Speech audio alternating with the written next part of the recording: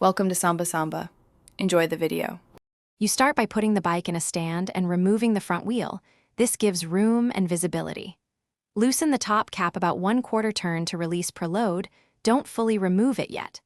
Insert a long M6 bolt through the top cap or use a dedicated compression plug tool. This centers and captures the plug.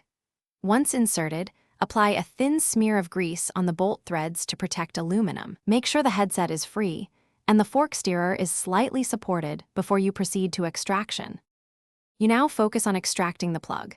Thread the M6 bolt into the compression plug until it seats snugly, tight enough to grab, not to crush. Hold the fork steady and give the bolt head controlled taps with a soft mallet. The idea is to jar the plug free without deforming the steerer. Once it loosens, back the bolt out a few turns to pull debris, then repeat tapping and pulling. If the plug rotates, add a wedge or light pry to keep it from spinning. This combination dislodges seized plugs reliably. Finish by unscrewing the bolt and lifting the compression plug straight out. Clean the steerer tube interior and inspect for burrs or nicks. File lightly if needed. Install the replacement plug or spacer, grease contact areas, then preload and torque the top cap and stem bolts to the manufacturer's specification. If the plug was stubborn, use one key troubleshooting step.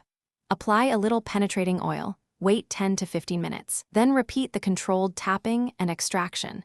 Make sure the headset bears. Thanks for watching. Consider subscribing if we helped you.